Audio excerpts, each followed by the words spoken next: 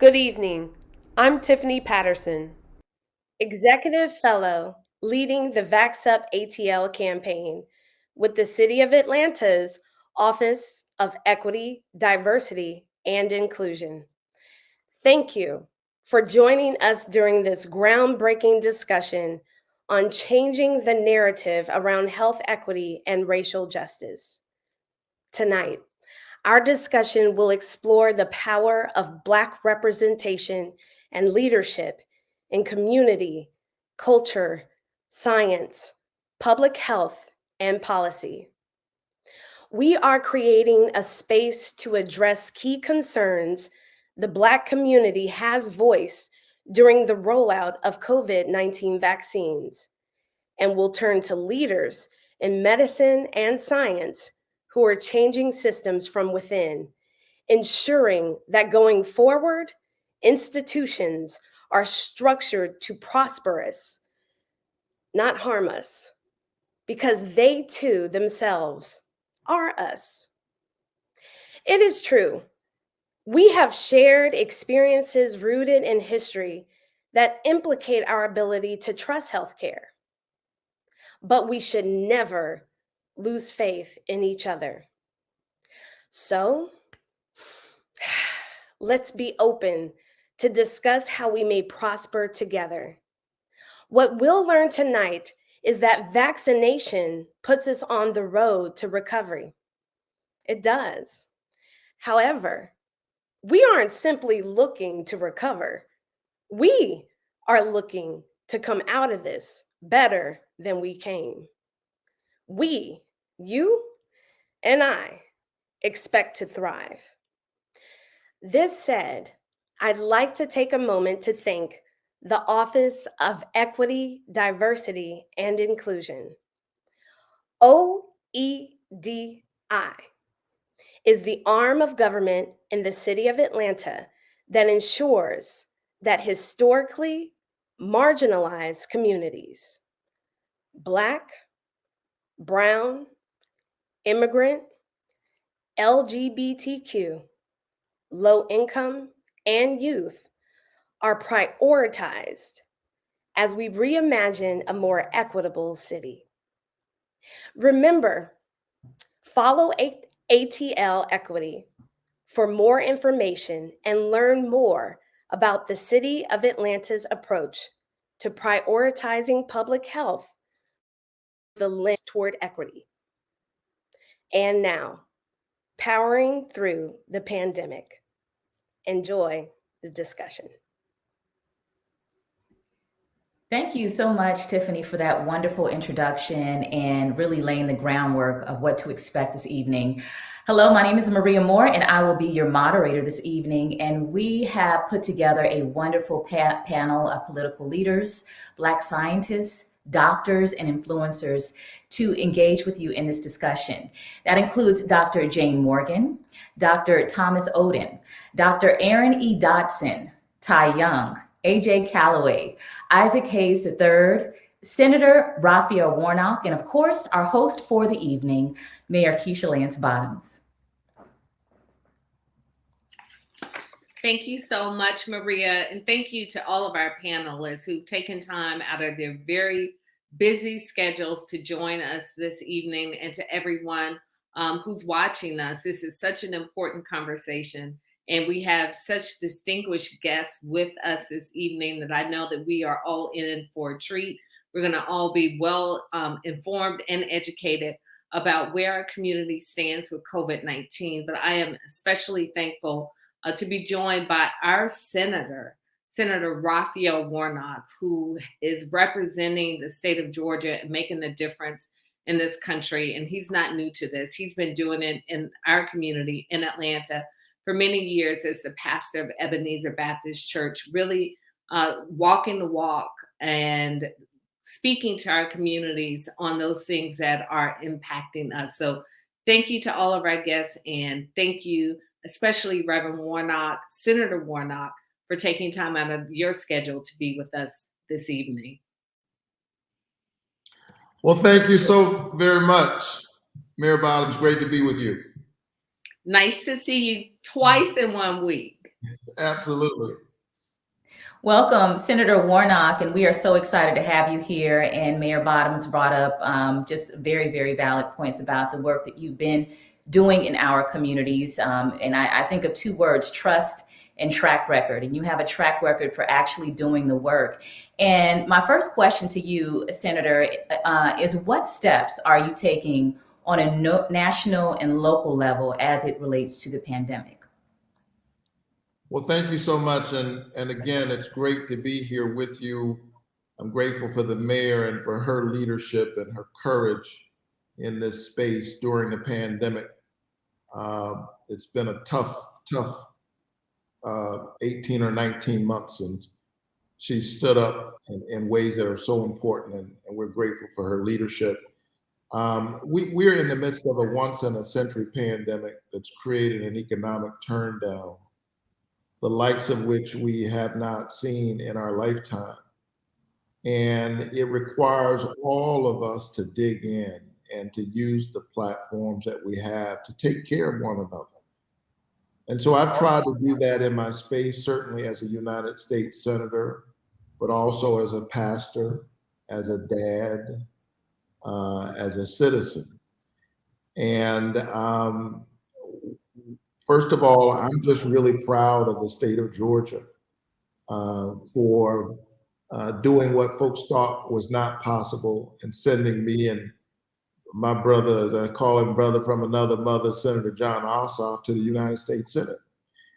And I'm saying that because elections matter, and we saw it in this election. If we had not won, we would not have been able to pass the American Rescue Plan. We would be having a very different discussion. But because we won and we gave the Senate the narrowest of the Democrats, the narrowest of majorities in the Senate, we were able to pass the American Rescue Plan, which strengthened our efforts to get all of our citizens vaccinated. Mm-hmm. We were literally able to put shots in arms and support and for families that are still digging their way out of this pandemic. We're able to support our local governments, our municipal governments. The mayor certainly can speak about that in the midst of this pandemic. When you think about issues around housing and shelter, so necessary to get a hold on the pandemic, all of that strengthened by the American Rescue Plan. In addition to that, I've tried to use my voice and my platform. Yeah. And so Ebenezer Church has been testing and vaccinating throughout this pandemic. And so we were very proud to host Vice President Kamala Harris a few months ago, and the mayor was there when we welcomed the Vice President when she came to our church in order to encourage more Georgians to get vaccinated. Our state it could be doing better, far better with getting folks vaccinated. And then I was with the First Lady, Dr. Jill Biden, down in Savannah, Georgia, my hometown, encouraging people to get vaccinated. And so I keep pushing the message. For me, it's about love of neighbor. Love your neighbor enough to do the right thing. This pandemic has taught us that we are as close to each other in our humanity as a cough. Yeah. If my neighbor is sick, I'm potentially in peril. That doesn't make my neighbor my enemy. That means that her destiny and my destiny are inextricably linked. And so we have to look out for one another. And so wear a mask, love your neighbor, get vaccinated. Yes, and we appreciate everything that you're doing, and we see the fruits of all of the work that you've done thus far and the things that are currently in progress. So thank you so much for that.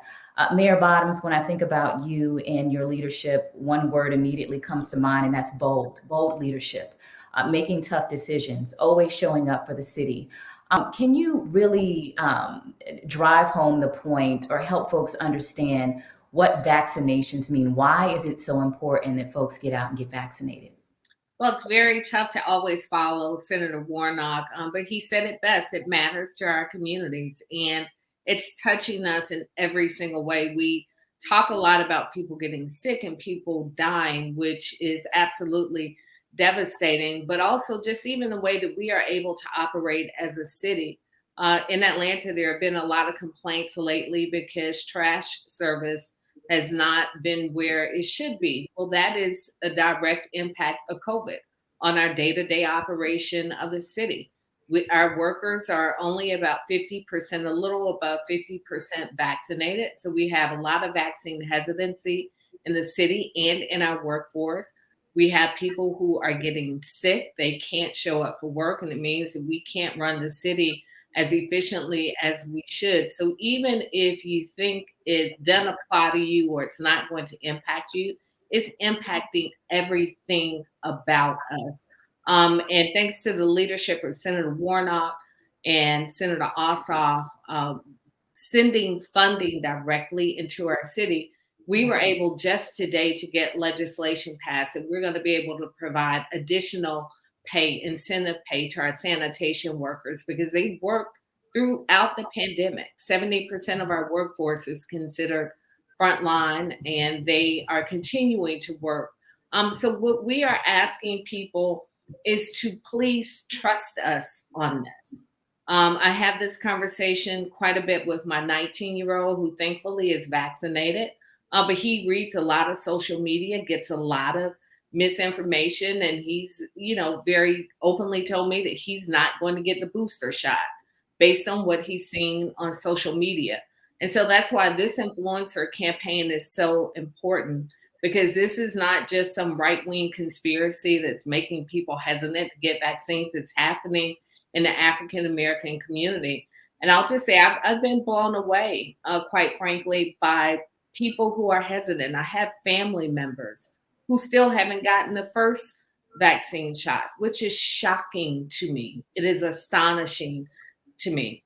But the more we speak about it and the more we share our stories of how we've gotten vaccinated and we're okay and we are better because of it, I think that the more people in our communities will be willing to take a chance and get vaccinated. And I can tell you, having faced COVID in our household last summer, thankfully, my son and I were pretty much asymptomatic. But watching what my husband went through, I wouldn't wish that on anyone. And anyone who is vaccine hesitant has likely not been close to someone who's had a bad bout with COVID. Yeah, yeah. Well, I mean, like I said, I've seen you out working tirelessly, working for the people of Atlanta. And I think the big word that you used there was trust, and to look at all of the things that you've done for our community and the leadership. And we really appreciate that because it is important. You talked about equitable recovery, and you mentioned, Mayor Bottoms, about the legislation related to the sanitation workers and getting those extra funds. Senator Warnock, I wanted to ask you, what legislation are you working on, or what may already be in place as it relates to equitable recovery? Well, one of the things that this pandemic did was it brought into sharp focus long-standing inequities, economic disparity, which leads to health care disparities, as you talk about the social determinants of health, as the public health experts call it. But what is it about your environment, the day-to-day struggles that you have that contribute to your ability to thrive or not? And we've seen these disparities for a long time. And so COVID hit everybody. But as we often say in our community, when America has the flu, Black America has pneumonia. Yeah. And so with Black folk and people of color being disproportionately represented among essential workers, so they're likely to be at risk, with the longstanding issues around chronic disease in our community, driven by a whole range of systemic issues, hypertension, diabetes, food deserts, all of these things were made worse by the pandemic. So one of the things that I'm focused on is expanding Medicaid in the state of Georgia. Georgia is one of 12 states where the state leaders, not the people, the folks in the legislature, keep digging in their heels, fighting a battle, a political battle of more than a decade ago. Since 2010, the Affordable Care Act has been the law of the land. Georgia keeps refusing to expand Medicaid.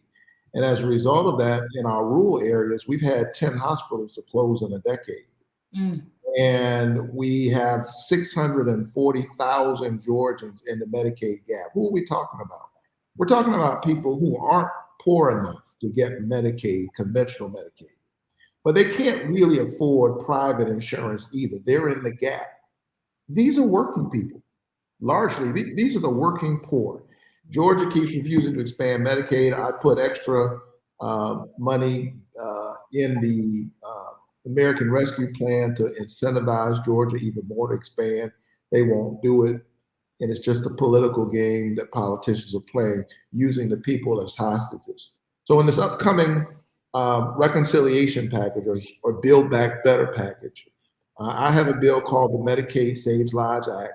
It will direct CMS to set up a look-alike Medicaid program that's administered directly by CMS so that the people of Georgia are not held hostage by the politics of cynical politicians. It means that people will have access to care. It'll help with this pandemic and the struggles to come as people have access to equitable health care. And I think that's so important, especially like you said, for the working poor. Thank you so much for that. Mayor Bottoms, can you talk a little bit about what you're doing here in Atlanta, the initiative that you have in place as it relates to the pandemic and equitable recovery?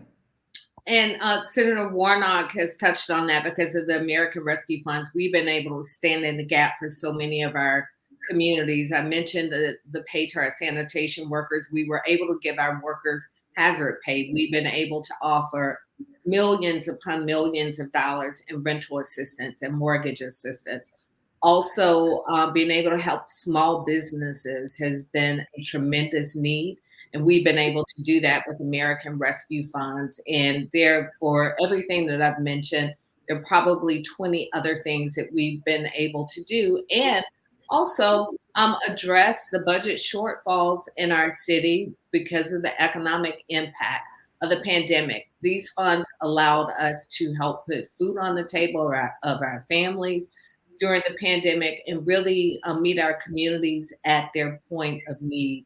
So I am so grateful for Senator Warnock, his leadership, and just this reminder that elections absolutely matter, because if Atlanta didn't have the assistance that we have received from the American Rescue Funds and the ability to impact our communities directly, it just gives me a knot in my stomach to think of the state that our city would be in right now.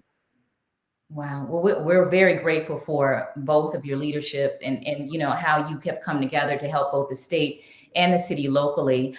Senator Warnock, I know that you're pretty tight on time, and we wanted to give you an opportunity to make any closing statements. Well, I just want to thank the mayor for this conversation tonight. It's good to have a chance to lift up this issue. And I want to say to the folks who are tuning in, if you haven't gotten vaccinated, please get vaccinated. I've gotten vaccinated, the mayor's gotten vaccinated, and we're just fine. Don't be afraid of the vaccine, be afraid of the virus. And get that message out to everybody you love and you care about, and know that I'm in the US Senate doing everything I can to make sure that people have access to health care. Finally, I want to thank our healthcare workers because they have been heroes in the midst of this, literally risking their lives to take care of us. And I think we do them a grave injustice when we refuse to get vaccinated, because our healthcare systems are now being strained for lack of beds for COVID folks, which impacts people who have other issues. Our emergency rooms are being stretched to capacity, and much of this is not necessary. And so let's pull in together and let's make it happen. The only way we get through this pandemic is we got to walk together. So thanks everybody for being here. Keep the faith. Absolutely. Thank you so much, Senator Warnock. And so now we want to go ahead and transition into our panel discussion. And I would like to first introduce our doctors. Dr. Jayne Morgan, she is here. And Dr. Morgan, I want to give you an opportunity to introduce yourself and tell us what you've been doing in terms of the response to COVID and the pandemic. Hi, Mayor Bottoms. Hi, Maria. Thank you guys for having me this evening. I'm really excited to be here.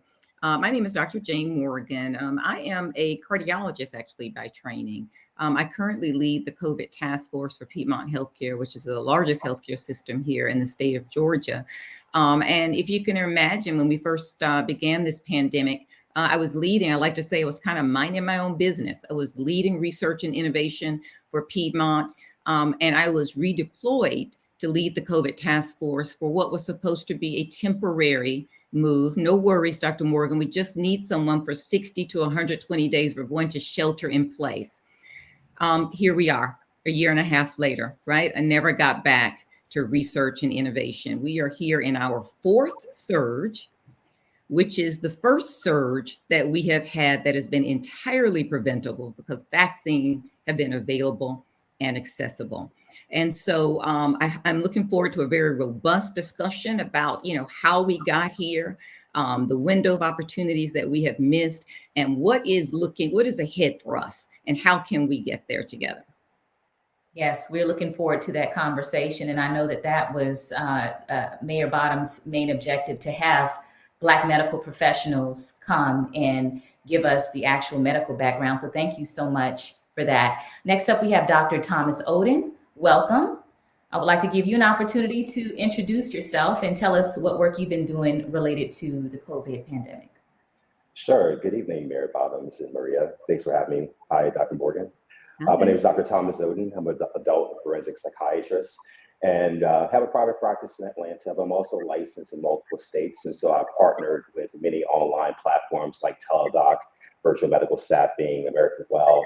And so I was doing that right before the pandemic. But then once the pandemic began, beginning in 2020, many people started to access these platforms and it blew up. And so I saw many people for the first time having mental health crises. A lot of anxiety, depression, the isolation of the quarantine and the lockdowns taking place, being furloughed. And so regardless of your background, way of life, saw many people dealing with the same thing and saw just a very huge mental health crisis taking place. And just provided a lot of therapy as well as medication management.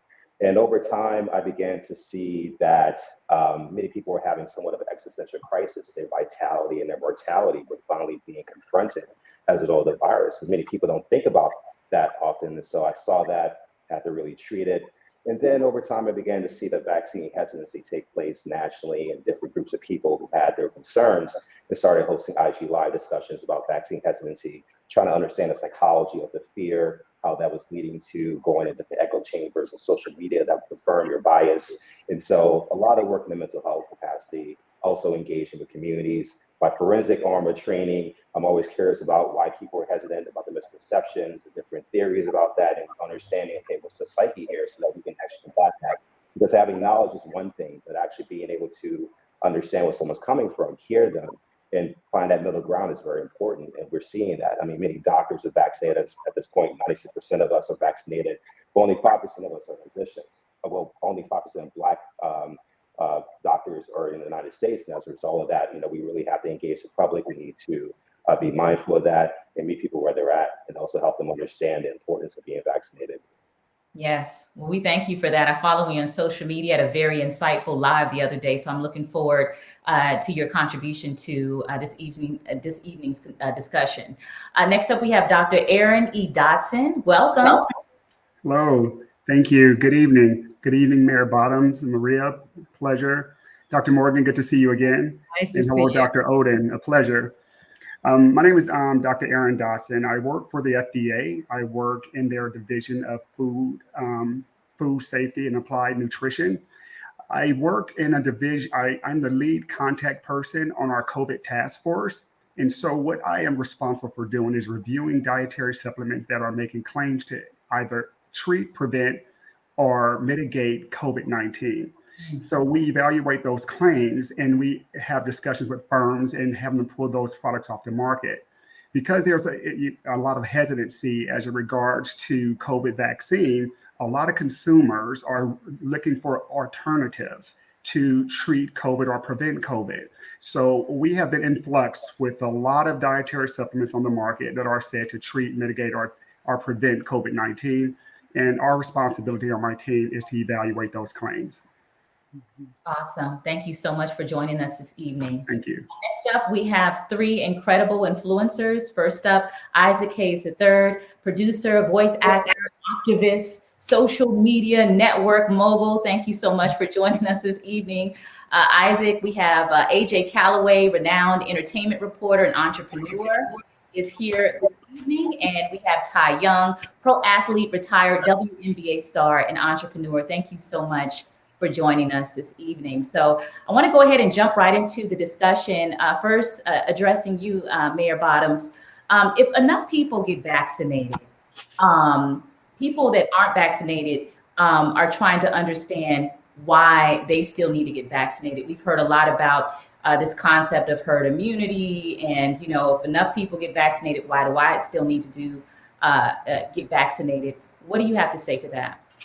Well, I feel like I should defer to one of our many medical professionals, but I'll take a stab at it. Just based on what I've been told, it's a lot more complicated than that. We can't wait on everyone else to get vaccinated in order for us to achieve herd immunity.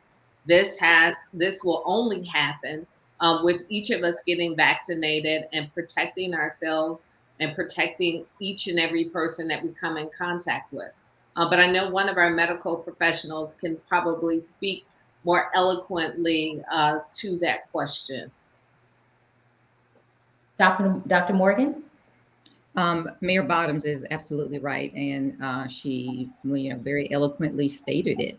Something that we have to think about is the language that's being used by newscasters and by lay people. We originally, at the beginning of this pandemic, were talking about mutations. We now talk about variants, right? When did that language change? That is not an innocuous word. That word is very specific and denotes an escalation in the pandemic to the scientific community. What is the difference? The difference is a variant is comprised of several mutations that have all clustered together to form a new version of the original virus. This Delta variant is not the same version of our original virus. So think about that. So when we talk about the unvaccinated, this is where the variants develop, in the unvaccinated. And so that's why they pose a threat to others, because at some point we could have a variant that could challenge or overcome our vaccine status. And then we all have to start all over again. And at this time, we wouldn't start over at ground zero. We would be in negative numbers, because at this point, the vaccine companies would be forced to go back and not provide boosters, but to develop a reformulation of their vaccine to address all of the variants that have evolved since the clinical trials closed. So that's why it's important for everyone to be vaccinated, and why we really don't want community immunity, meaning we have pockets of people who are immune and pockets who are not, because the pockets who are not is where the variants begin to develop and these mutations. And then we are an interdependent society. At some point, we'll mix in, and if people who are unvaccinated bring their variants with them, and here we start all over again. We can never get off this merry-go-round. Yeah. Well, thank you so much for that detailed response to that question. And for those of you who are watching on Facebook Live, I want to invite you to put any questions that you may have in the chat, because we'll be getting to those a little bit later. AJ, I know that you're a father, and you have a question for one of the doctors specifically related to that. So I'm a father of three. I have three little ones, 8, 7, and 4. And I know that, they're talking about the vaccines will be open for children pretty soon. Just your thoughts on getting the vaccine for your children. How safe is it? I know that they were talking about it. I think by the end of October, they said it might be available. Just any thoughts on that? And then also, I know other people wanted to know if they got vaccinated, are you still able to contract COVID-19 after being vaccinated? kind of two-part question. So, Dr. Morgan or Dr. Dotson, any of the. I'll start with, I guess, one part of the question. If you are vaccinated, you can still contract COVID, and the Delta variant certainly has changed the game somewhat. So, with the previous variants, you remember that Dr. Walensky, the director of the CDC, came out and said everybody who's fully immunized can now remove their mask, either indoors or outdoors, because not only are you protected from the COVID-19 disease, the SARS-CoV-2 virus, but you are highly unlikely to transmit it to others because the viral load inside of you will be so low. Your vaccines are protecting you. Well, now we have this Delta variant, and we saw her come out to say, hey, everybody, please put back on your mask. The reason for that is that this particular variant carries a viral load that's 1,200 times higher than the previous variants. This is a game changer. Because of that, because of all of those viral particles, even though you by and large are protected from getting sick, hospitalized, or death, you now have the opportunity to spread it to others because you have so many viral particles. So we have to go back into wearing that mask. We also then began to see what is termed as these breakthrough infections. That's from the Delta variant. So people who are immunized, remember, these vaccines are not 100%. They're pretty good. They're not 100% though. And so there's going to be some small percentage of people who still will be infected. We also know from the Pfizer FDA briefing a week and a half ago, 7 hours of it, I sat through the entire thing, is that the vaccines are waning in their effectiveness over time. At 6 months, we now see Pfizer has dropped from 95% to 91%. So again, we can expect breakthrough infections in people who are furthest from their second dose. And also because we're having increasingly virulent variants, meaning new versions of the virus continuing to be and circulate in our society. Yes, thank you so much for that. Isaac, I know you had a question for Dr. Oden, and you've been very passionate about your views on vaccination. I follow you on social media, and sometimes those comments can get pretty passionate there. Did you have a question that you wanted to ask one of the doctors? Yeah, actually, a large portion of Black and Brown people are very hesitant to get vaccinated because of historical issues, things like the Tuskegee experiment. And a lot of times the Black communities mistrust at times of the government and medicine for those reasons. How can they trust, how can we trust medicine now?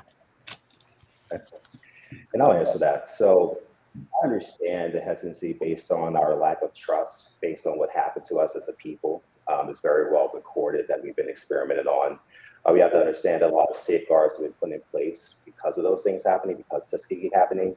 Our community has always taken the blunt of injustices and inequities. And so what benefits many other groups of people is that they have more representation of physicians. There's not a lot of Black physicians. And so because of that, many of us don't really understand or have the comfort of being able to talk to our doctors and let them know our concerns. But at this point in time, we have very good data. The scientific advancements right now are actually something we haven't had in such a long time. I mean, the mRNA vaccines wouldn't have been able to be made 5 years ago. And so the data collection regarding the current research is like unprecedented. The amount of information that's being shared among scientists around the world is unprecedented. You have data, you don't even trust the US government, you know, as a Black person. You can look up any other country. They're dealing with COVID. This is a global pandemic. And so you can just research COVID, any other country name, and you'll see that every country is handling this. Every country is giving out the vaccinations. You've been 300 million doses of the vaccine given around in the United States. 6 billion doses have been given around the world of the vaccines. We know how safe it is. And so even if you don't trust our government for various different reasons based on historical context, you have to understand that there's data being collected from all over that's showing that the vaccines work, that they're safe, that this virus is a real thing. And, you know, we just have to really keep that in mind. But history is important. We have to discuss that. We can't ignore that. We don't want history to repeat itself as well. Because Tuskegee happened because we weren't being treated with a life-saving medication, right? Penicillin was helping to treat syphilis, but then they were not treated for it, and they wanted to see the long-term complications of that. And so when we talk about Tuskegee experiment and talk about the experimentation that's happened on our people, just know that was actually a disease of us not being treated. And right now, COVID has become the disease of the unvaccinated. And we are suffering as a result of that. And we have to keep that in mind, that there is treatment available or protective measures available due to vaccines. And so, that comparison sometimes can be very nuanced. I understand where it comes from, but we actually have treatment available now, and we're not accessing it fully. And Maria, before we go to the next question, I know AJ had a two-part question, one being on the vaccines for children. Can someone speak to that, please?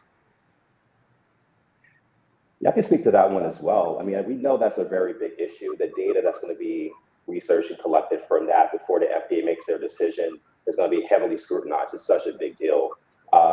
Right now, initially before the Delta variant, I personally wasn't super pressed to vaccinate children.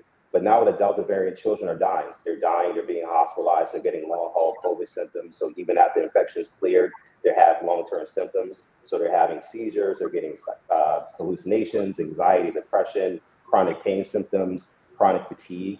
And so that's a pretty big deal. We know that children, it's very important for them from a developmental level to be in school, to have certain social contact with other students. And so when they're getting sick or missing classes, that really affects them psychologically as well. And so that data still needs to be approved by the FDA. But once we see Pfizer's results, it's going to be heavily scrutinized by many different scientists, physicians, because we need to make sure that our children are safe. So far, we see that even when it comes to the rare side effects that some people can have that can be quite severe, although they can resolve fairly quickly as well, younger people do better with that. And so far, we're seeing that younger folks tolerate the vaccines a lot better. When they get certain side effects, it resolves a lot better as well. And so there's a lot of evidence showing that vaccinated children will be okay, but we need to see the data, and we need to make sure that it's safe. But there's a lot of arguments to support children being vaccinated because now they're being very injured. Yeah, and I just want to kind of piggyback on that, Mayor Bottoms, maybe for Dr. Morgan or Dr. Dotson to hop in on this, because I'm a mother as well. Can you talk a little bit about unvaccinated adults being around children and the risk associated with that? And also, as another part, what can we do as parents? We know washing hands and masking up, but can you kind of reiterate or provide us with more insight on how we can protect our children until a vaccine is ready? Well, it's very important. I think that parents should make a sound decision and get vaccinated because, again, as Dr. Odom stated, our children are being affected, especially with this Delta variant being out. So parents should vaccinate themselves to protect their children. And also, if the parent decides not to vaccinate themselves, they should certainly wear a mask indoors and outdoors and encourage their child to do the same. Because as we know, pediatric care in hospitals are rising daily. And so kids are, in fact, being infected by this particular virus. Thank you. Thank you. Ty, welcome. Thank you so much for joining us. You had a question for Dr. Dotson as well. Yes, thank you for having me. Dr. Dotson, who exactly should get the booster shot now and why? Hello, Ty. Pleasure to see you. That's really a good question. So it is recommended that any persons 65 older in years and plus should receive the booster shot. And also for those individuals that may be in long-term care facilities. But I would like to make mention that the risk of illness of COVID-19, it increases with age of any adult. And it is advised that those persons with underlying health issues should receive the booster shot. Now, there are three categories of this question that I would like to answer. The first one I talked about, the 65 and older adults that are maybe in extended long care facilities, but there also are those 18 and over. These are individuals who have underlying health issues, i.e. Heart condition, hypertension, diabetes, cystic fibrosis, cancer, HIV. Those persons with underlying health issues should certainly receive the booster. Also, there's another group that I would like to bring to your attention. 18 and older, and those individuals that are working in high risk areas in terms of their employment. Those individuals will be first responders, police officers, healthcare workers, correctional officers, food and sanitation workers, firefighters. Those are individuals who should also receive the booster shot. Thank you, Dr. Dodson. AJ, he has a question for Dr. Odin. Hey, Dr. Odin, how you doing? Hi. Everybody's so tense. All right, what are you finding is the psychology behind some individuals that do not want to wear masks or get vaccinated? Like, what do you? Yeah, what's the psychology behind it? I had a conversation with somebody today who, they were adamant on not getting vaccinated, and there was no amount of facts that would change them. What's the psychology behind that? Right. So what I've seen often is that many people just find this pandemic very confronting. Pandemics change society. That's happened throughout history. And so many people are afraid to leave their homes. They were afraid of the lockdowns, afraid of getting a virus that we can't see with a naked eye. And so because of that, many people had this somewhat existential crisis taking place. And I think some people felt very called to take care of themselves and to work on their diet and get physically active. And some people just found it confronting that their life would be in danger from some type of pandemic and decided instead to just be in denial. And so you have a lot of people who don't want to get any vaccine and they don't want to wear masks. And so I feel like the psychology of that has a lot to do with this denial. They want to minimize things because the thought of their mortality is too confronting for them to face. We have social media, which we're still trying to understand the psychological effects of social media over time. It's clearly doing something to many people's brains. You have echo chambers that can also support your concerns and fears.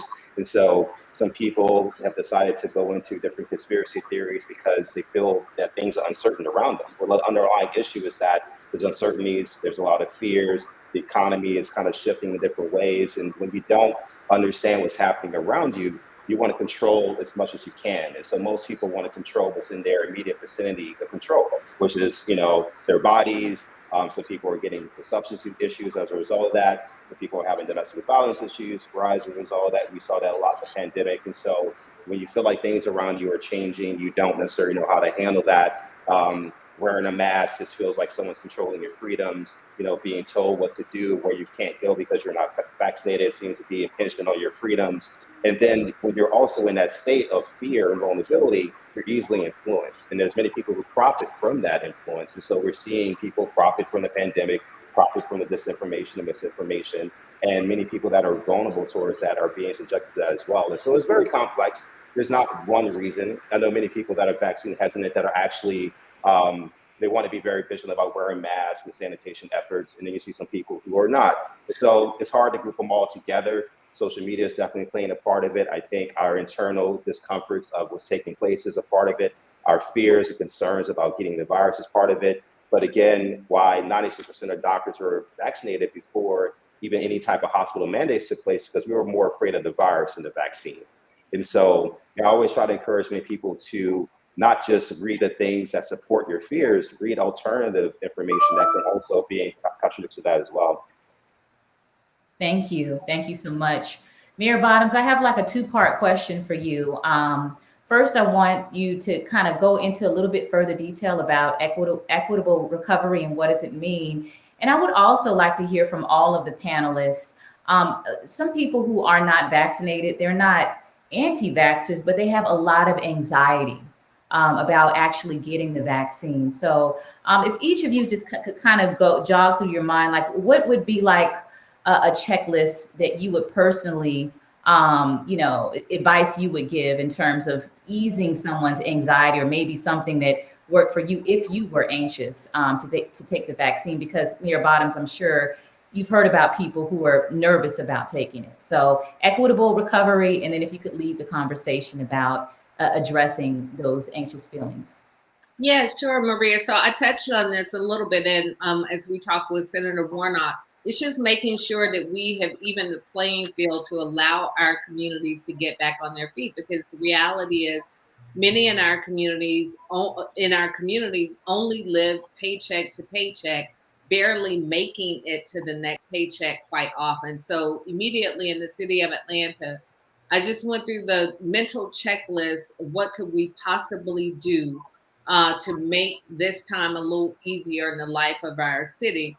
And along with our very talented and thoughtful and community oriented team, we came up with a number of immediate actions. So, for example, we suspended parking fines, we suspended water payments, we delayed payments for business licenses for small businesses, and also $500 a month for our frontline employees. That included our sanitation workers, our public safety officials, anybody who was going out working every day in the course of the pandemic, while many of us had the ability to go into our homes and not have to deal with the public. We made sure that they were getting additional pay. We also did we provided support to 815 small businesses. 6,000 families have received housing assistance. Also, we committed money to those experiencing homelessness. We opened up a hotel in the midst of the pandemic to house our homeless population. Unfortunately, that hotel has now been sold, so that housing is no longer available to us. Also, we repurposed many of our city departments and really turned them into relief departments.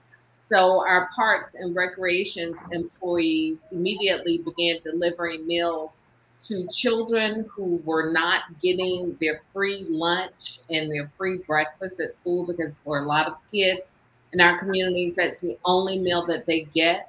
Also, we began delivering meals to our seniors, delivering 119,000 meals over the course of the pandemic. So I was very proud of what we were able to do on behalf of the city of Atlanta. And that's what equity is all about, just making sure that people have what they need in their time of need, and making sure that we're standing in the gap as people work and businesses work to get to the other side of this pandemic. And to your second question about the conversations, I can't use the colorful language I use with my son when he stands in my kitchen and tells me why he's not going to get the shot. Um, but I just try and have very real conversations, and part of that conversation, even with my son, was, when was the last time that you followed a vaccine study? You've been vaccinated your entire life, and I'm sure you can't tell me any of the studies or any of the information on what you're seeing on social media on any of the other 15 vaccines that you have received over the course of your lifetime. So why are you so skeptical with this? Now, that's a personal conversation I can have with my son, who's in college and just likes to challenge me. But in terms of that public conversation, it's trust the science, trust the healthcare professionals. We are, I believe, making very selfish decisions when we don't get vaccinated, because we're looking at our frontline health workers saying that they are exhausted and that this is taxing on them emotionally and physically and mentally.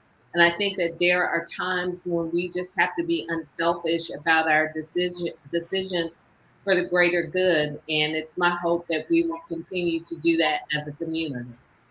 Yes. I love that we get the mayor and we get the mama when you go into mama mode. Really, really love that.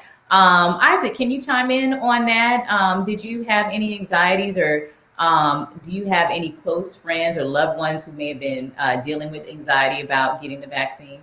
What advice would you give? Yeah, I mean, initially, I'm always going to just do research, and I understand that I've been vaccinated throughout my life.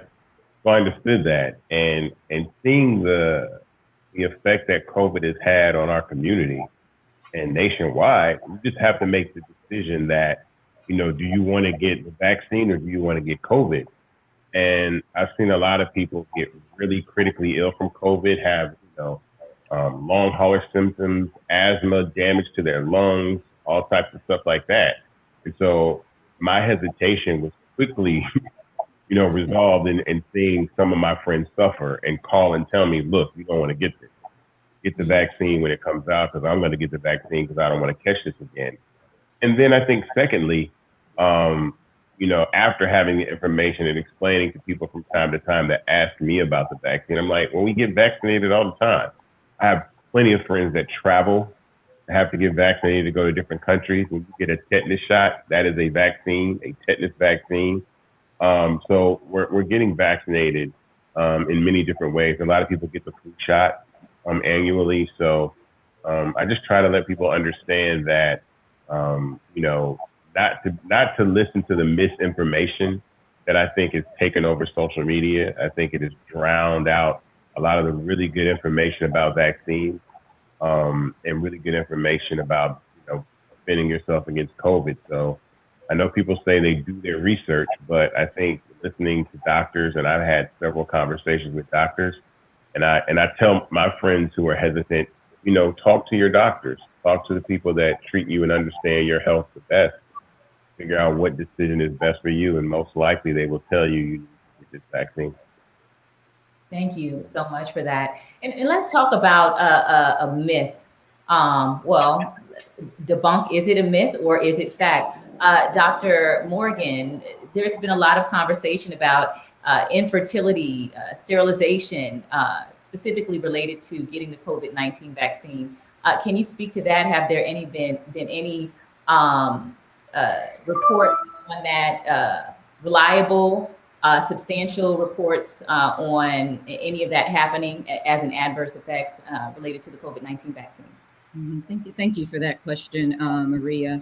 When we look at the Moderna vaccine, the Moderna trials, 30,000 people were enrolled in those trials. We looked at Pfizer, over 40,000 people were enrolled in those trials. The Johnson & Johnson trial, over 42,000. So that's about 112,000 people were enrolled in those trials. Pregnant women were excluded. They were not allowed in the trial. And not only were pregnant women excluded, women, once they were enrolled in the trial, had to take a pregnancy test to have objective data that they were not pregnant. And then they had to sign an attestation stating they would not get pregnant during the course of the trials. But this is, America. What do you think happened? Right? In the Moderna trial, 23 women ended up getting pregnant. In the Pfizer trial, 13 women ended up getting pregnant. In the Johnson & Johnson trial, 8 women ended up getting pregnant. We call these unintended pregnancies, not because the women didn't intend for them to happen, but the companies did not intend for them to happen. But what that gave us is this nice little cohort of 44 women now, all of whom were pregnant, all of whom had gotten pregnant after receiving the vaccine. And we can now follow these babies, this gestation, and the mothers. And what has happened is all 44 of those babies have been born. Gestations were normal, meaning the pregnancy term. The babies were delivered. They are doing well. The mothers are doing well. We had one incident of a spontaneous abortion. And when we unblinded that patient, blinding is a very specific scientific term. And generally, at a high level, when you're in a clinical trial, half the people are getting the real vaccine and the other half are getting the dummy vaccine. And nobody knows which is which. That's called blinding. And so when we unblind that patient, it's like breaking the code, tearing opening the envelope at the Oscars and announcing the winner. It was determined that spontaneous abortion was in the placebo arm, was in the group that had never received the vaccine. So what else do we know about pregnancy and fertility? We know that when you get your vaccine, you download this Be Safe app. And you can put anything you want in that Be Safe app that you think is related to the vaccine. As of the end of August, we had over 150,000 pregnant women register with that Be Safe app. Let's just think about that number for a minute, because pregnant women were excluded from these large phase 3 trials that combined were around 112,000. Now pregnant women outnumber all of the trials put together. And so when we look at the first 30,000 of these women, this ACIP committee for the CDC, it turns out that their incidences of intrauterine growth retardation, pregnancy-induced hypertension, preeclampsia, eclampsia, spontaneous abortion turned out to be less in that group of immunized women than in the general population of pregnant women who had not been immunized. That is why we hear the American College of Obstetrics and Gynecology, the American Academy of Pediatrics, the American Society of Reproductive Medicine, the American Society of Maternal Fetal Medicine all come out to say, not only do we recommend this vaccine for pregnant women, we also recommend this vaccine for women desiring to be pregnant. Today, we heard the CDC come out to say we want to have a push for all pregnant women to receive this vaccine. We do not have data that shows any deleterious effects to mom or baby. And in fact, the opposite. If you were to be infected with this virus, which is what the CDC was noting in its data, we're having increasing deaths of pregnant mothers. What a tragedy. The fetus and the mothers are dying once they are infected with this COVID virus. The risk benefit ratio just doesn't bear out. So we want to encourage everybody to get their vaccines. Yes, you gave a very thorough explanation. I wish I had a Dr. Morgan button I can just press when people ask questions. So, Ty, I wanted you to go ahead and ask the last question to Dr. Dotson. And before you do that, I want to remind everyone who's watching the live stream, you can go ahead and post your questions in the chat. And we'll begin that discussion with our public audience, all of our viewers tuning into the live stream. Ty? Dr. Dotson, some say they are still waiting to see if there are long-term adverse effects from the vaccines. How long after getting vaccinated should one expect to experience any side effects? Hey, Ty, great question again. So, the adverse reactions are the reactions to a vaccine. It may vary, but generally 1 to 2 days after receiving your vaccination, your shot, there are persons that are experiencing symptoms. Some symptoms such as, tenderness or pain in the injection site, swelling, tiredness, fatigue, headaches, nausea, chills, weakness. Those are all common symptoms that are being seen post vaccine. Now, you can do several things to help mitigate those adverse reactions. But I would say first, if you are considering taking any OTC drugs, over-the-counter drugs, I would recommend that you first consult with your primary care physician for some drugs like ibuprofen, any antihistamine, aspirin. I suggest that you strongly consult with your physician prior to doing that. But there are some things that you could do to protect yourself or ease the discomfort. Applying a cool towel or washcloth to your arm, to the area. Also exercising that arm. That can also help to relieve some of the stiffness, the pain and discomfort. So it's not uncommon to feel some sort of pain or discomfort in that injection site area or experiencing some flu-like symptoms, but those generally last 24 to 48 hours, and it may vary with some people. I would also like to add that if you find that in that area there's continued redness and swelling, you may want to consult your doctor if you have went past that 24 to 48 hour window, or if you feel like your symptoms are worsening. Those are all symptoms that you should consult with your physician on if they are persistent. Thank you. Thank you. Thank you so much for that, Dr. Dodson. And Mayor Bottoms, I believe we're ready to begin our conversation with the public. And you had a few things that you wanted to say before we hop into that. Well, I just want to thank everybody who, again, is taking their time out, our panelists who took time out of their evenings to join us today. This is such an important conversation, so important for our community to hear it directly from the experts, the people who live in our communities, who understand our communities, and certainly have a heart and want the best for our communities. So thank you again on behalf of Atlanta, on behalf of our One Atlanta team, and our entire city. This is a very much needed conversation. I'm grateful that you all have participated and shared so much helpful information with us. Thank you so much, Mayor Bottoms. We appreciate you for hosting this event and putting everything together. And now we want to start our discussion with the public. And again, you can go ahead and drop your questions in the chat. If you have any questions for any of our doctors or any of our influencers on the panel here today, I do want to start with a question for the doctors, and any of you feel free to jump in to answer this question. There have been a lot of conversations about natural immunity and not needing the vaccine because I already had COVID and I recovered and I have antibodies. Can you all give us some insight on that? Because I know that Yes, I will start off, and I would ask that you Dr. can't wait. You would read. I will start off, and I ask that Dr. Morgan or Dr. Odom to please piggyback my response. I think, there has been many people say, well, I've already had COVID and I have antibodies, so I don't need to get the vaccine. Well, that's not true. So one of the things that we don't know is how much of the antibodies your body has built as a result of contracting COVID. And so that's why it's important that you still should get the vaccine, even if it's just that first vaccine, that first shot. That still gives you some level of protection. So there's still work to be done and to learn about the antibodies that build up as a result of contracting COVID. But it doesn't protect you like the vaccine would, because we don't know how much of those antibodies are being are generated in your system.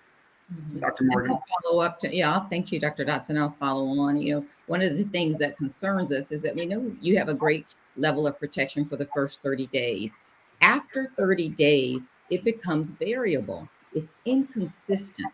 So some people who've been infected, their immunity will drop slightly, but they will have fairly good immunity, up at about 80 or 81%, pretty level.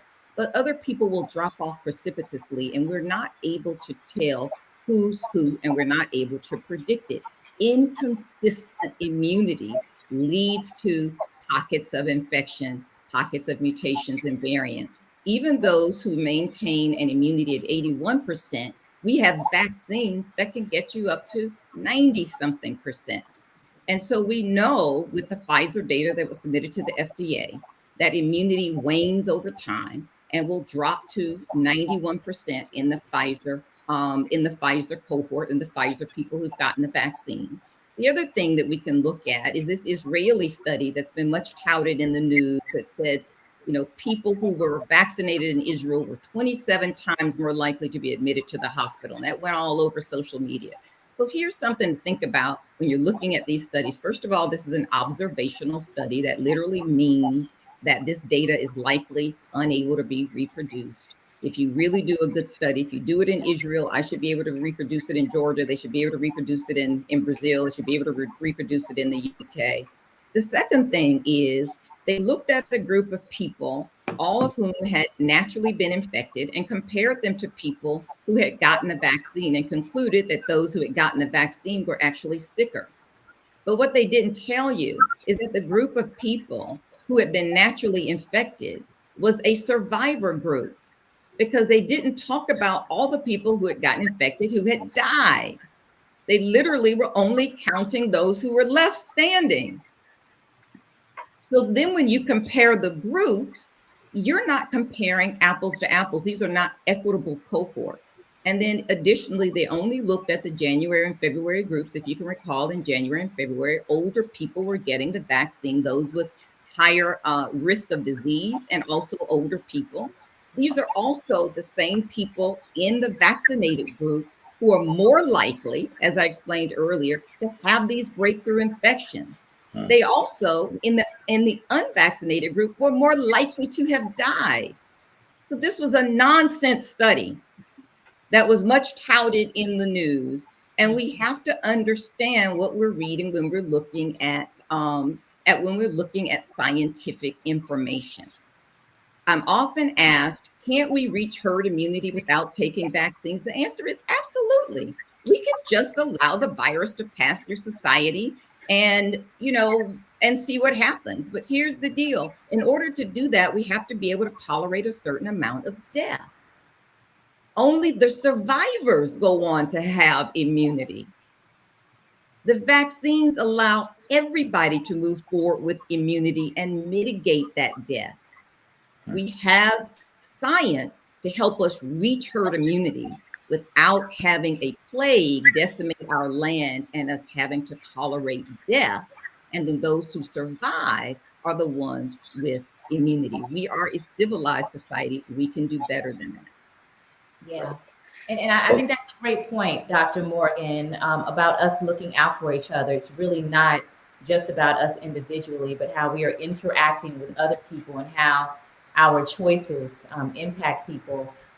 Just to share something personal, my father died from COVID in January, and he had a woman working in his office, and she came in and she felt a little sick, and she put some lotion on, and she was saying she couldn't smell it.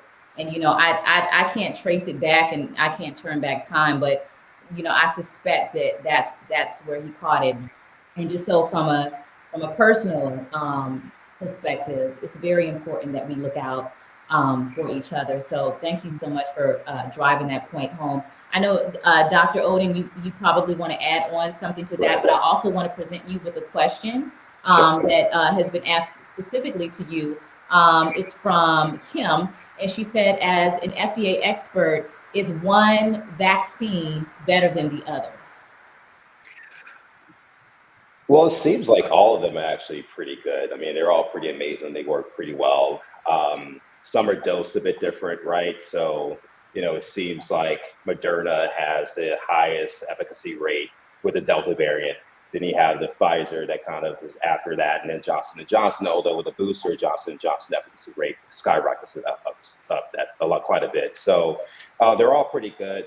It's hard to kind of say which one's better than the other because they're all are pretty amazing. They're doing exactly what they were intended to do. And so, if you have access to either one of them, you need to take it. Of course, some people are actually afraid of needles. So in that setting, getting the Johnson & Johnson, that's just one shot. So for some people, are different hesitant, they can just do that. I know everyone's really afraid of the mRNA vaccine technology and this and that.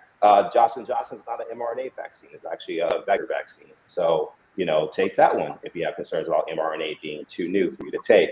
And so they're all pretty good.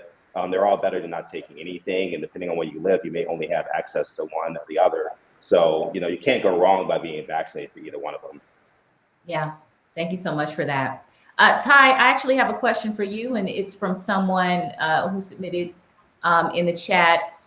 We're seeing a lot with athletes in vaccinations and initial concerns about, is it going to affect my body? Am I going to still be able to run fast? So as a top performing athlete yourself, did you notice any change in your performance after being vaccinated? Well, I think my jump shot has gotten a lot better after Yeah. No, but seriously, I haven't noticed any changes in my performance. I haven't had any issues or illnesses. I know the doctors were saying that some people after they are vaccinated, have issues with fatigue and some of those things, but I haven't had any issues. I got vaccinated in April, early April, and I've been great ever since. Love it, love it. And Dr. Dotson, we wanted you to add on a little bit about the vaccine differences, specifically because I know that there are certain side effects like Moderna versus Pfizer, the enlarged heart one. There's certain people that should avoid certain vaccines. Can you speak a little bit about that, about which vaccine works for specific groups? Well, that's up in the air. I don't have the exact preferred vaccine, either Moderna or Pfizer. But as Dr. Odom stated earlier, all the vaccines work in the same manner. The only difference between them is that the Moderna and Pfizer are messenger RNA vaccines, which is sort of new to the vaccine world. And with J&J, it's more of a traditional type and adenovirus type of vaccine. Mm-hmm. Mm-hmm. And I can add to that as well. When it sounds like they were asking about myocarditis or something There like you that. go. Yeah. So we have these reports of myocarditis with the messenger RNA vaccines, Pfizer and Moderna, generally in males less than the age of 35. Myocarditis is an inflammation of the lining of your heart. And I'm going to minimize it. It is quite serious, but it's also 100% treatable if you seek care, 100% treatable. So that's one serious side effect of the messenger RNA vaccines, rare but serious. Also, lymphadenopathy, mostly in women, and that means you get swelling of your lymph nodes on the same side of your body as your injection.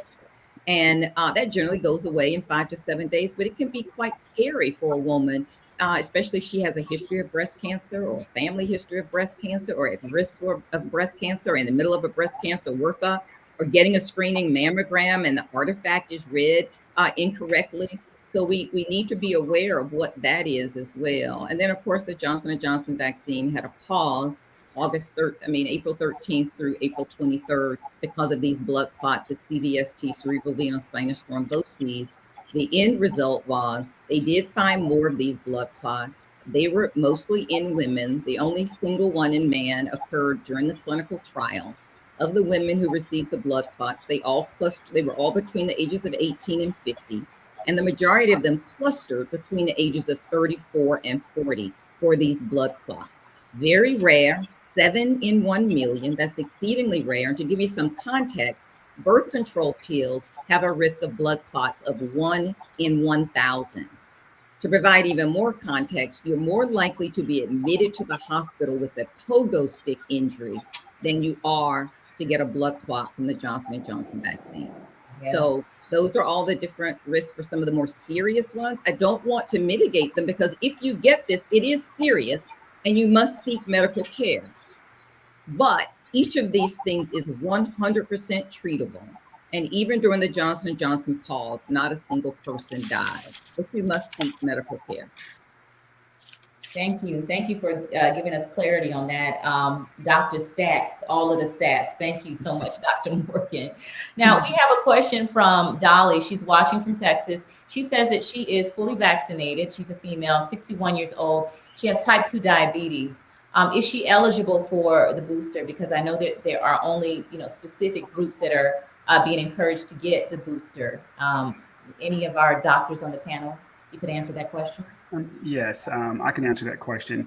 Yes, she is eligible for the booster. She has diabetes as the underlying health condition. So I was certainly, I believe she stated that she she received the Pfizer vaccine. And at this time, we do have a full approval for the booster for Pfizer. So I would recommend her getting vaccinated, getting the booster vaccine.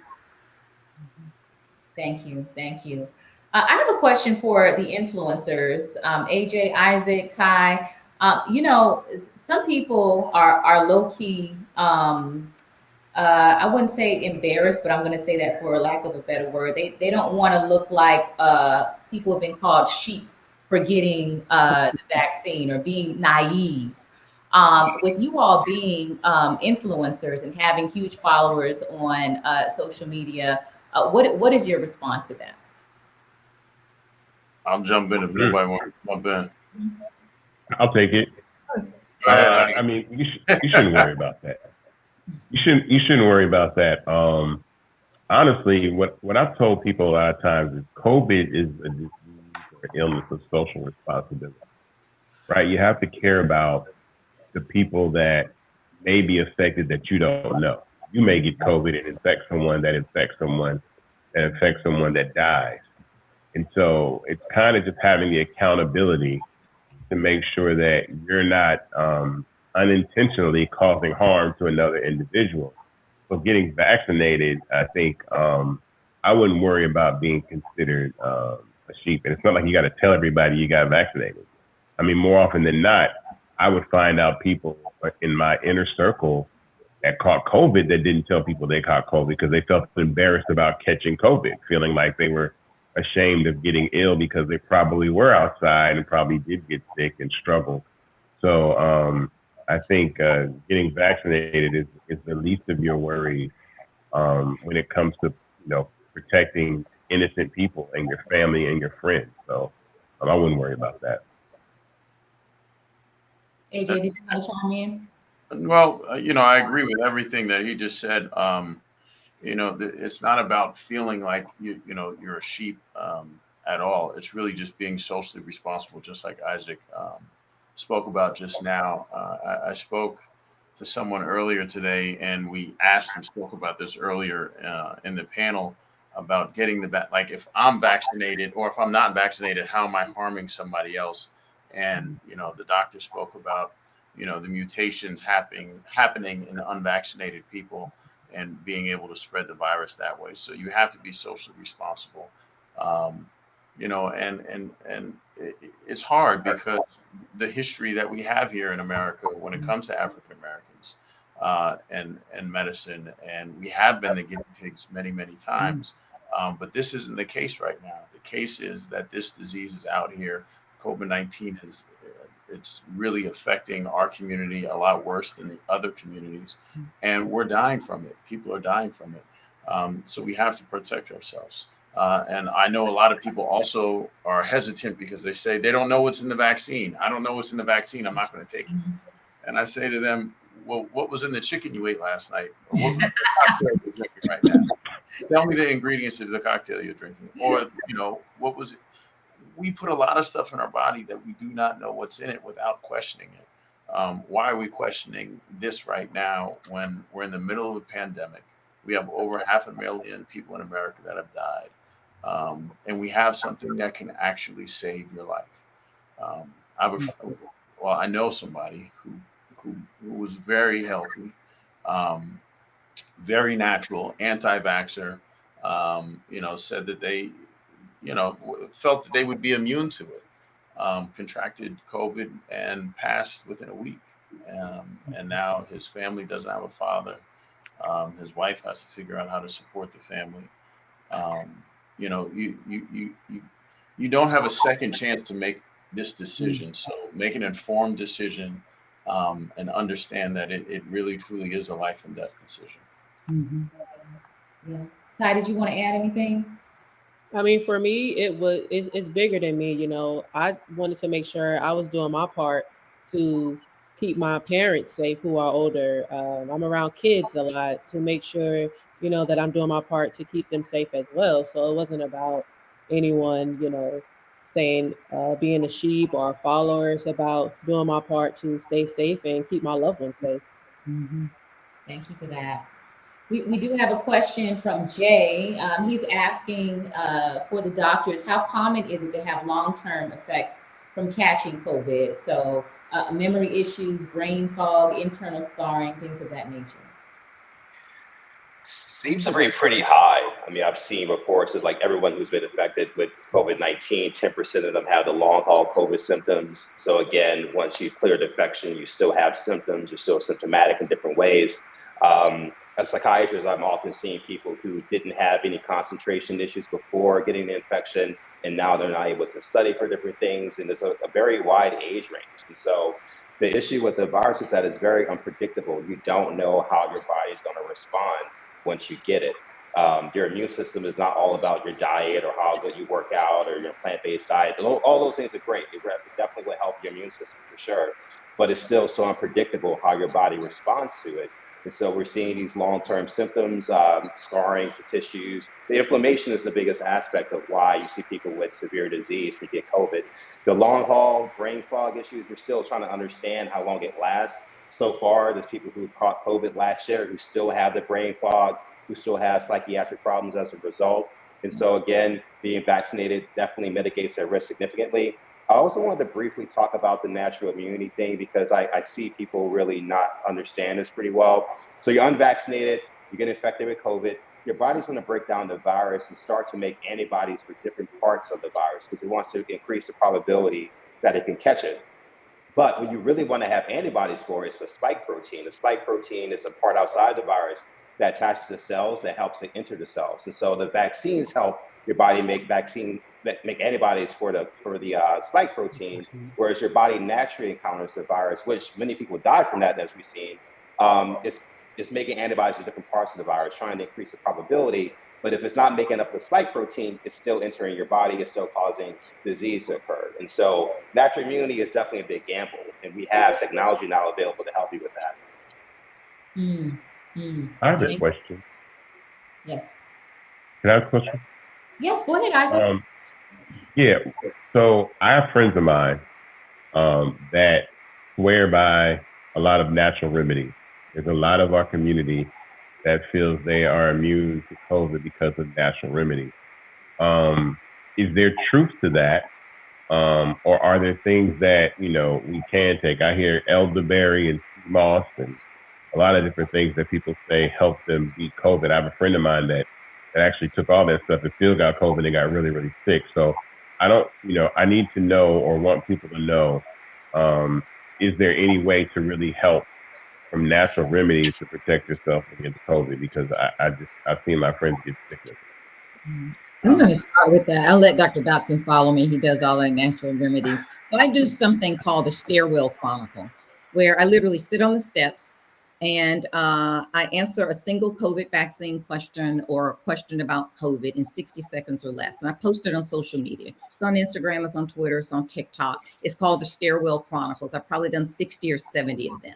I did one recently on home remedies. And here is what I'm going to say, and I think somebody already noted that I'm very data driven. Is there data to support it? I don't necessarily say it's not true. I'm only saying we have no data to show that it's true. And the things that I talked about in my Stairwell Chronicle were things like hydrogen peroxide, inhaled bleach, rum, vodka, oregano, vitamin C, on and on and on. And so the question is, what do we have data on that substantiates and can support you moving forward with these types of home remedies versus what don't we have data on? I'm not saying it's not true. I'm saying we can't prove that it's true. And as I stated earlier in my introduction, so I deal with this quite often over the FDA, where we are evaluating dietary supplements, turmeric, and high doses of vitamin C that are said to treat, prevent, or mitigate COVID. And so those things are unfactual, right? As Dr. Morgan said, one of the things I say to persons when we talk about COVID and the hesitancy is that I rely on data, science, facts, and statistics. So you can't dispute those things. And so going back to what Dr. Morgan said is that there is no scientific data to support any of this stuff. So again, I'm not saying I'm piggybacking on Dr. Morgan. I'm not saying that, there's no benefit to loading up on your vitamin C, your zinc, your elderberry, whatever dietary ingredient or supplement that you choose. But there's just not any scientific data to support that. And that's one of the key things that on the COVID task force at the FDA, we deal with these firms every day. And it's always the same ones repeating these claims that these supplements can prevent, treat, or mitigate COVID-19, and that is not factual. Thank you for clearing that up. We do have a question from Tohun. It says, is it safe to take an annual flu shot with your COVID vaccine? Yes. Yes. Yes. Next question. Yes, please do. So, Dr. Oda, I know we were talking about earlier. I just had a question about, just having a conversation with someone who's adamant against not getting the vaccine hesitancy. I think it's that, and just, the tiredness of this pandemic. I mean, we're going into almost year 3 of COVID, and people are tired of talking about it. They're tired they just want to act like it does not exist. And some people don't want to have the conversation. So, I know there's people that are watching that, want to be able to speak to their loved ones about getting vaccinated. Is there a way what suggestions would you give to somebody that just wants to have an open conversation and possibly help somebody or save them, like getting them? So I'll give a perspective from the doctor. So we're beginning to see something that we're calling compassion fatigue syndrome. And our physicians, as I opened my statement to say, this is our 4th surge. A year and a half into it, we are exhausted. Talk about being exhausted. Talk about being tired and beaten down and downtrodden and feeling defeated. That you are doing everything you can within the hospital, which has a high standard of upholding science. If there's any organization that is a monolith to science, it's our hospitals, right? This is the practical application of scientific discovery. And yet we walk right outside of the hospital and you see people without masks, they're gathering, they're eating in restaurants, and you have spent the entire day risking your life to treat the unvaccinated who are coming to the hospital, who had a choice and they chose to not be vaccinated. And the risk of compassion fatigue syndrome on the mental and emotional health of people who are caring for you is it begins to erode empathy. Imagine you are now seeking help for something that could kill you, and your doctor lacks empathy, is just exhausted. So don't forget, your doctors, your nurses, your physician assistants, your nurse practitioners are all human too. All of the mental effects that everyone else is experiencing, we experience them as well, and maybe even more so because we have to face the truth every day and then leave the hospital and face that dichotomy of the outside world, many people not living that truth. Also, one of the questions I ask, I'll ask patients all the time, are you vaccinated? They may say no. And then my next question would be, is there anything I can explain to you? Is there any information I can share with you that can give you a different perspective based on what you've already read? Because I'm sure you've read things, you've done the best that you can do as far as informing or making an informed decision. But is there anything I can send you that may give you a different perspective? Because ultimately, people are trying to do the best that they believe they can to keep themselves safe. They believe the vaccines are harmful. But ultimately, my biggest thing has been informed decisions. You have to make sure you're making an informed choice. Making an informed choice means you need to understand the benefits of your decision, the risk of your decision. And I think a lot of people are only looking at it from only 25% of the information, or maybe 50% of the information. They don't have the full story about how dangerous the virus is, or how much this is spreading, and how the variants are taking place, and how your body can react to it in all types of ways, how safe the vaccines are. And so I would say to anyone who's talking to a loved one and you're getting frustrated, just ask them, is there anything I can share with you that you're open to receiving that could potentially help you see this in a different way? And then to see what they respond to from there. Thank you. Dr. Dotson, did you want to add anything to that? I missed the initial question. There was so much conversation going on. Sorry. It was just, how do you have the conversation with the loved one who's being hesitant about taking the vaccine? That's an excellent question, AJ, because I actually dealt with that within my own personal family, where there was hesitancy regarding the vaccine. So one of the things that I did with my family members is that I sat down and just talked about the science behind it. I talked about the benefits of the vaccine. And then I just shared the statistics, about the, lives that have been lost daily from the virus itself. And we also had a close family member to succumb to COVID-19. So I think for me, it was just me having to sit down and just going over some facts and data regarding COVID-19 and the benefits of being vaccinated. And that didn't, and one of the things that people are saying that, even my family members were saying that, well, it's not 100%. Well, nothing is 100%, right? But again, as I explained, that it does provide that layer of protection, and it prevents you from being hospitalized.